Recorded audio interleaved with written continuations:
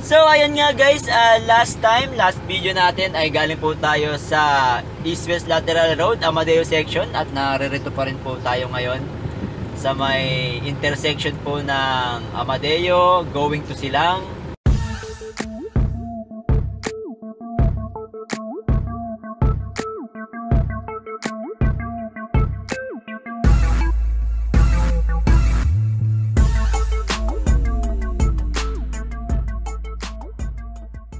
Gentry at Tagaytay na road.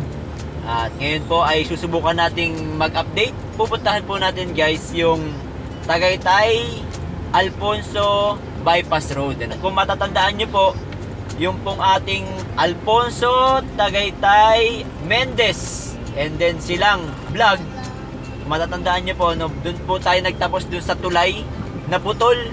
At yun po ay mayroong pinyahan. So hindi po natin na-i-vlog na yung kasunod noon. So ngayon po, update ko po kayo kung saan po tayo lalabas if ever na tuloy-tuloy po natin yung biyahe going to Tagaytay. Pabalik naman po tayo dahil nandito po tayo sa section ng Amadeo. So puntahan po natin guys ang lugar. So ang gagawin lang po natin dito sa may East-West Lateral Road, Amadeo section, tayo po ay kakanan. Kakanan po tayo going to Amadeo. Ayan po. Kumanan po tayo dito. So hindi ko na po in-update guys sa inyo yung Silang East-West Lateral Road Silang section dahil halos wala na pong improvement doon sa daanan na yon at marami na pong nakakaalam din ng daanan na yon wala na po tayo may update pa doon guys ngayon at dahil po dire-diretso na po yung mga biyahe ngayon dyan at tapos na po halos ang construction yun sa may Aguinaldo Highway at dire-diretso nga po dun sa East-West Lateral Road going to Amadeo section. Ngayon po ang i-update natin, kung matatandaan nyo po dun sa ating matagal ng video, nung nagmotor pa po ako noon ay meron po tayong dinaanan na Amadeo to Tagaytay Silang Road doon sa Aguinaldo Highway na bypass road. Ayan. So doon sa bandang kanan noon ay hindi pa po tapos at may nakaharang pang bahay. Ayan. So ngayon po i-update natin ano na po ba yung nangyari doon sa bahay na yun at ano na po yung nangyari or update doon sa Tagaytay Alfonso bypass road po na yun. So isa po yun sa mga daanan na kinonstruct para po mapadali yung biyahe natin kung tayo po ay nasa Tagaytay, kung tayo po ay pupunta ng Alfonso. So ngayon po kasi ay may construction, sa mga hindi pa po nakakaalam, ay may construction po dun sa bandang Mendez na ginagawa pong flyover, kaya po talagang medyo matraffic po dyan sa Tagaytay Nasugbo Road at dahil po tuwing mga weekend, lalong-lalo na po ngayon, nag-long weekend po, ay napaka-traffic po dyan sa Tagaytay. Alam po naman natin yan at dinadagsa po kasi ng mga tao yan. Matraffic po at medyo matagal-tagal ang ating travel time pag dyan po tayo dumaan. So ito pong Tagaytay Alfonso Bypass Road ay ginawa po para if ever na kayo ay nasa Tagaytay at pupunta po kayo ng Nasugbo, Batangas, ay mas mabilis po ang inyong magiging travel time. Hindi na po tayo dadaan dun sa Tagaytay Nasugbo Road wherein yun nga po may ginagawa pong construction ng flyover. Pinuntahan po namin noon guys yun ay nagsimula po tayo dun sa Luksuhin. Ayan, nagsimula po tayo dun sa Luksuhin na lugar and then papunta po tayo ng Tagaytay at ang labas nga po noon ay sa Mendez. Ngayon naman po, pabalik naman po tayo ang gagawin natin. So pagdudugtungin naman po natin yung dinaanan natin dati. At i-update ko na rin po kayo kung ano na po nangyari dun sa daanan ng Tagaytay Alfonso Bypass Road. Ayan. Kung hanggang saan na po ba siya at kung hanggang saan na po tayo makakarating gamit po yung bypass road po na yan. So kalalampas lang po natin ng Cafe Amadeo. Ayan. At dito po na tayo sa arko ng Amadeo Ayan, nandito na po tayo sa Welcome to Amadeo, Coffee Capital of the Philippines. Ayan. So medyo gumanda-ganda po ang panahon natin guys ngayon dahil humangin po ulit, no? Kasi nitong nakaraang linggo ay parang mainit na po yung ating klima. Pero ngayon po ay medyo humangin-hangin po ulit at lumamig-lamig, no? At siguro po maya-maya baka maaari na natin patayin yung aircon natin para makatipid-tipid tayo ng ating gas. So yung pa-diretso po na yan ay papunta na po ng bayan ng Amadeo. Ayan, pero dito po tayo dadaan sa ating kaliwa. Ayan, going to Tagaytay. So ito nga pong bayan ng Amadeo ay marami na pong progress, no? Dati po wala pa po yung mga Save More na yan, mga establishment na yan. Natatandaan ko po, ako yung nagmumotor pa lang dati, wala pa po yung mga yan, ano? So ngayon po marami ng establishment dito sa daanan na ito. Ayan, may Andox, may Baliwag. Marami pa po mga itinatayo na mga establishments. Okay? So dire-diretso po tayo sa ating biyahe. Papunta po at Tagaytay Alfonso Bypass Road. Bayan ng Amadeo. Ayan. So nabasa ni Zane, bayan ng Amadeo. Ito po yung Amadeo National High School. Ayan po, no? Sa ating kaliwa at kanan. Magkadugtong po yan, kaya meron pong ano doon, overpass. Sa pinasukan po nung kotse kanina, ayan, yung papunta po ng ating kanan. So yan po yung papunta ng bayan ng Amadeo. So medyo sikot-sikot po kasi doon sa bayan ng Amadeo, kaya po eto may bypass po na tayo nadaanan, ano, para mas mabilis-bilis po yung biyahe natin. Kung wala naman po tayo sadya dun sa bayan ng Amadeo, ay doon na po tayo dadaan. At ayun nga po, nakakalampas lang po natin ng bayan ng Amadeo at dire-diretso po tayo dito. Ang tumbok po nito guys ay yung sa NBI, ano. So eto na nga yun guys, binabaybay natin ang Amadeo to Tagaytay Road, ano. So dire-diretso lang po tayo sa ating biyahe guys. At so ayan guys, dun sa bandang unahan natin, ano, may makikita kayong crossing, ano. So yung pa kaliwa po niyan, yan na po yung papunta ng mismong Aguinaldo Highway. Ayan. At dito naman po tayo sa pakaliwa. Yan naman po yung papunta ng Mendez. Ayan. So eto po guys ay ayan, dito po kakanan po tayo dito.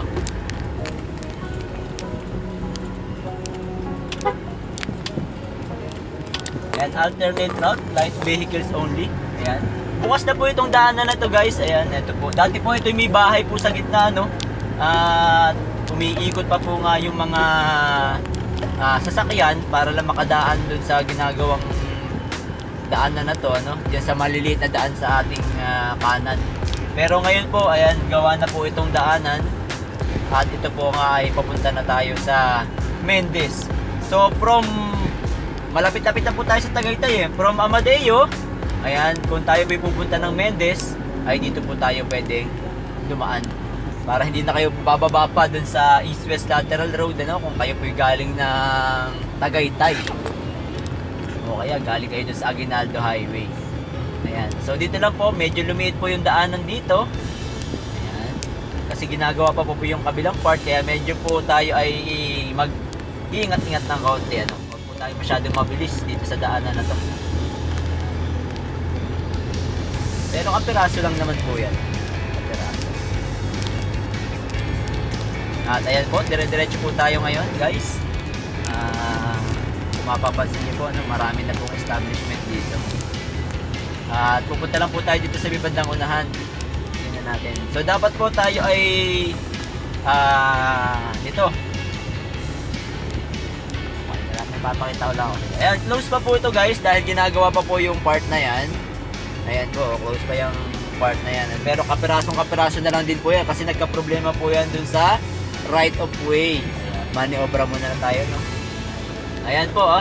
At kung kayo po halimbawa ay punta ng Indang, ayan, at dito tayo gustong dumaan sa Tagaytay Alfonso Bypass Road, meron pong daanan dito. Ayan, welcome to Mahabang Kahoy Lehos. Ayan. Yan po sa part na yan. So kung gusto niyo pong pumunta ng Paindang, Mahabang Kahoy, ayan, pwede po kayo dito dumaan. Yan po yung maliit na daanan na dati po ay yan po dumadaan yung mga masasakyan, ano, nung wala pa po itong bypass road na ito. So ngayon po, tutuntunin natin guys para tayo ay makapunta na ng Mendez. Tayo po ngayon ay kakanan. Kanan po tayo dito sa may maliit na daan. Dahil hindi pa nga po gawa yung construction dito sa bandang unahan natin ay kakanan. So ayan po, no? Sundan lang po natin itong maliit na daanan na ito. Ito po naman ay pangsamantala lang hanggat hindi pa po natatapos yung ginagawang construction dun sa ating unahan.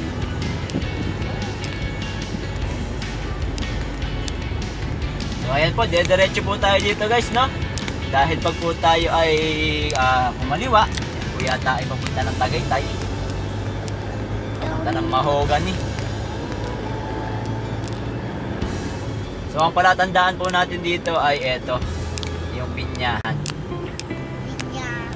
Ayan. So ito po dito sa ating pakanan, ito po yung daanan na ginagawa. Ayan. So gagawin po natin, tayo kakaliwa dito.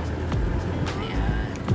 Tigil po muna tayo, no, para. Alright, so ayun nga po guys, yung bandang unahan po natin, kung tayo po ay kumanan kanina, yan po yung ginagawa, yun pa yung karugtong ng daanan, no. At dahil nga po on construction pa po siya, ayan, nakalagay po road closed. Ayan, no entry po. Ayan. So ayan po yung karugtong nung kaninang nakita natin na construction ahead. Ano po? So pansamantala dito po muna tayo dadaan. At ito nga po, ito na po yung karugtong niya. Ayan, dire-diretso na po tayo guys.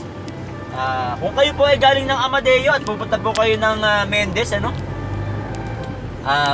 Medyo mahaba-haba po ang dadaanan ninyo, ang inyong iikutan kung nung araw, dahil wala pa po itong Tagaytay Alfonso bypass road. Ayan, meron po dito sa ating kanan, Upland Concrete Realty Mix. So sa gabi po, medyo safe naman po dumaan dito dahil may mga ilaw na po, no? Ito nga lang pong tulay, medyo hindi pa nagagawa ng another lane, dalawa lang po, kaya medyo ingat-ingat pa rin po tayo dahil baka hindi natin mapansin ay doon tayo dumiretso sa tulay. Ayan po. At tulad po dun sa ating vlog dati, meron pa rin po mga maliliit na daanan na possible dinadaanan po ng mga motor at yung mga galing po sa mga barabarangay. Kaya po konting ingat lang din po sa pagmamaneho dito, ano? Dahil nga po ayun, baka po may biglang sumulpot, hindi po natin mapansin, magkaroon po ng aksidente o mag-cause pa ng aksidente. So sa gilid naman po guys, merong mga bike lanes na nakaalat para sa mga magbabike, ano?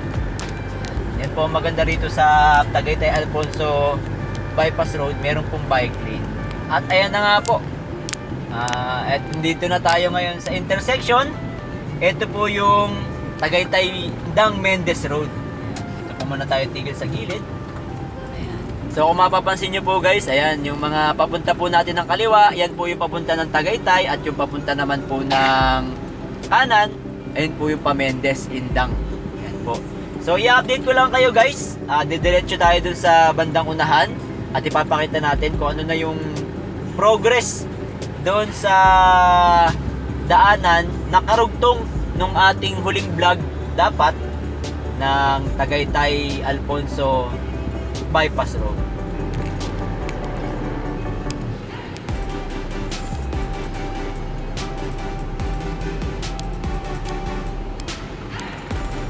So medyo dahan-dahan lang po tayo guys, ano, dahil ito po yung crossing. Pakita lang natin ito guys ngayon. So hindi pa po nadadaanan to, no? Mapapansin nyo po may construction pa.